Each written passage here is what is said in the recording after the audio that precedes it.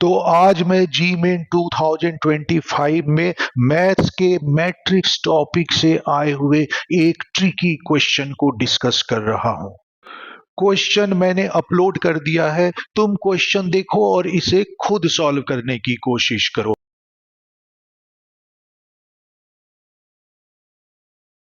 और उसके बाद तुम मेरा सॉल्यूशन भी देख सकते हो, जिसमें मैंने प्रोसेस को डिटेल में एक्सप्लेन किया है और तुम प्रोसेस को अच्छी तरह से समझ सकते हो।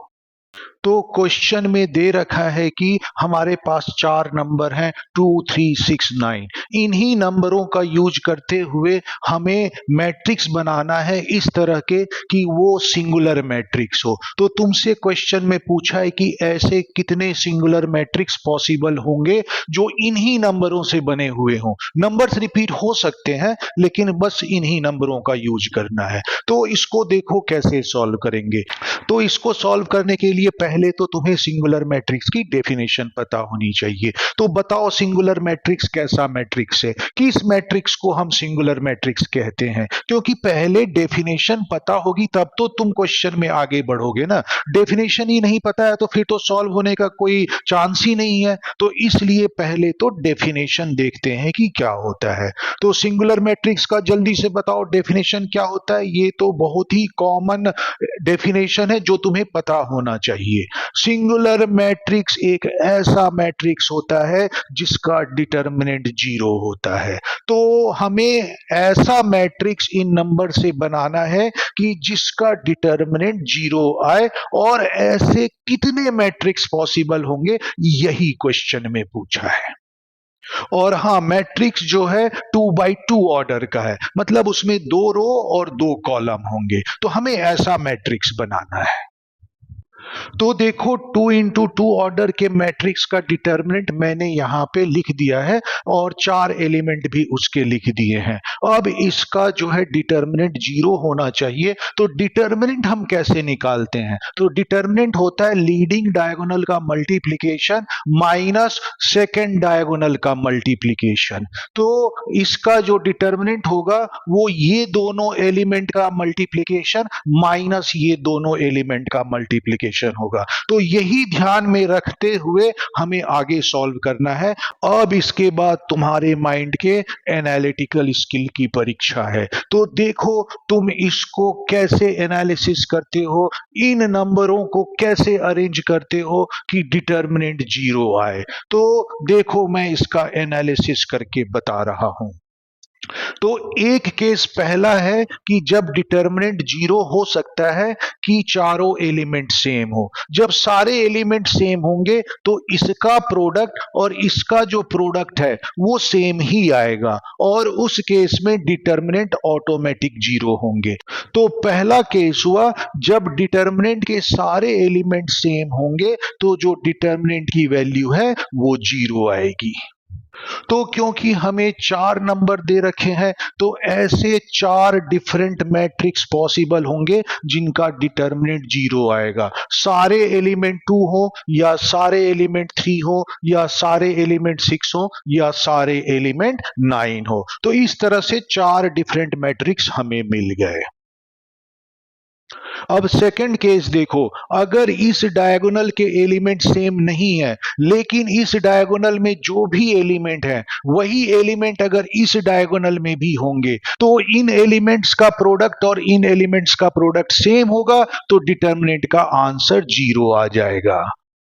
तो जैसे इस डायगोनल में अगर ये 2 है और ये 3 है और अगर इस डायगोनल में भी एक एलिमेंट 2 है और एक 3 है तो इधर का भी प्रोडक्ट 6 होगा और इधर का भी 6 होगा तो डिटर्मिनेंट 0 आ जाएगा।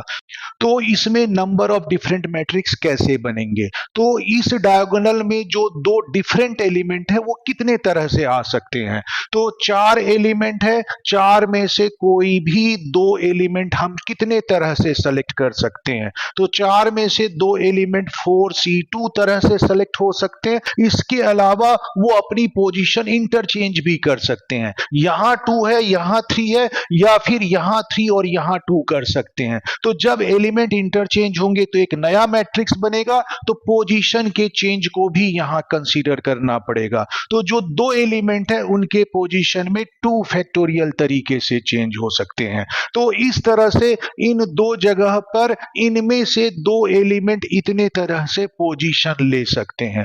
अब क्योंकि जो 2 एलिमेंट यहां पे आए हैं वही 2 एलिमेंट यहां पे होंगे, तो इन डायगोनल के एलिमेंट को सेलेक्ट करने के लिए हमारे पास सिर्फ 2 एलिमेंट होंगे, वो जो यहां पे आए हैं। तो 2 में से 2 एलिमेंट लेने होंगे तो कितने तरीके से ले सकते हैं?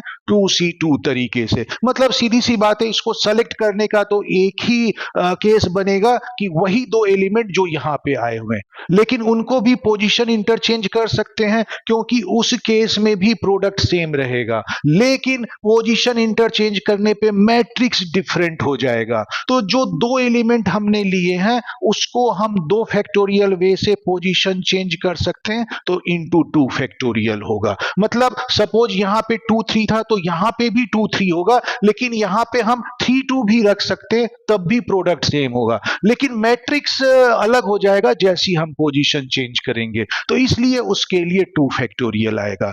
तो इसको अगर हम सॉल्व करें तो 4C2 की जो वैल्यू है वो आ जाएगी 6, 2 फैक्टोरियल का आ जाएगा 2, 2C2 का आ जाएगा 1 और 2 फैक्टोरियल का 2। तो ये टोटल हो जाएगा हमारे पास 24। तो डायगोनल के एलिमेंट डिफरेंट, लेकिन दोनों डायगोनल में अगर सेम है तो डिटर्मिनेंट 0 आएगा, और ऐसे डिफरेंट मैट्रिक्स 24 हो सकते हैं। अब नेक्स्ट सेट है कि डायगोनल्स के एलिमेंट डिफरेंट हैं लेकिन उनका प्रोडक्ट सेम है, तो भी डिटर्मिनेंट 0 आ सकता है। तो जैसे इस डायगोनल के एलिमेंट और इस डायगोनल के एलिमेंट डिफरेंट है, लेकिन इस डायगोनल के एलिमेंट का जो प्रोडक्ट है और इस डायगोनल के जो एलिमेंट का प्रोडक्ट है वो सेम है, तो तब भी डिटर्मिनेंट 0 आ सकता है। तो ऐसे कैसे हो सकता है? देखो एग्जांपल, अगर ये 2 है और ये 9 है तो प्रोडक्ट 18 हुआ, और अगर ये 3 है और ये 6 है तब भी प्रोडक्ट 18 हुआ, तो इसका मतलब डिटर्मिनेंट 0 हो गया। तो इस तरह से भी डिफरेंट मैट्रिक्स हम बना सकते हैं। तो ऐसे कितने ग्रुप बन सकते हैं? तो हम देखेंगे कि ऐसे 2 एलिमेंट के ग्रुप जिनका प्रोडक्ट सेम होता है वो कितने बनेंगे? तो बस एक ही बन रहे हैं, 2 9 जा 18 और 6 3 जा 18। तो यही जो 2 ग्रुप है उनका प्रोडक्ट सेम आ रहा है और कोई ग्रुप नहीं बन रहा है। अब इन 2 ग्रुप को इस मैट्रिक्स या डिटरमिनेंट में किस तरह से अरेंज कर सकते हैं? तो मैं पहले इस ग्रुप को कंसीडर करता हूं। तो ये ग्रुप को रखने के लिए हमारे पास 2 पोजीशन है, ये डायगोनल या ये डायगोनल। तो पहले ग्रुप को 2 में से कोई भी एक पोजीशन दे सकते हैं, तो वो एक पोजीशन 2 फैक्टोरियल तरीके से दी जा सकती है। अब एक डायगोनल में ये आ जाएगा तो दूसरे डायगोनल में रखने के लिए हमारे पास सिर्फ ये ग्रुप होगा, तो इस ग्रुप को सिर्फ एक ही तरीके से रखा जा सकता है बचे हुए डायगोनल में। तो इस ग्रुप को रखने का एक तरीका हुआ, इनटू फिर ये जो नंबर रखा गया है जिस डायगोनल में, वहां पे पोजीशन इंटरचेंज कर सकता है। जैसी पोजीशन इंटरचेंज करेगा तो एक नया मैट्रिक्स बन जाएगा।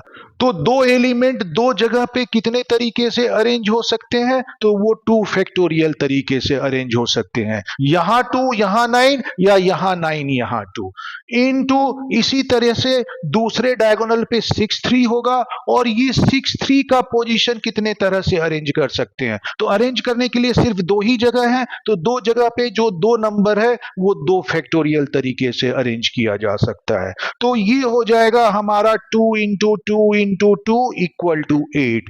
तो ऐसे डिफरेंट मैट्रिक्स जो है 8 बनेंगे। तो ये जो है 3 तरह के मैट्रिक्स हैं जिनमें डिटर्मिनेंट 0 आ रहा है, मतलब वो सिंगुलर मैट्रिक्स दे रहे हैं। तो टोटल कितना हो जाएगा अगर हम ऐड कर ले? तो टोटल हो जाएगा 4 प्लस 24 प्लस 8, इसका मतलब हो गया 36। तो 36 डिफरेंट सिंगुलर मैट्रिक्स पॉसिबल है, और इस क्वेश्चन में जो ए ऑप्शन है इसका करेक्ट ऑप्शन है।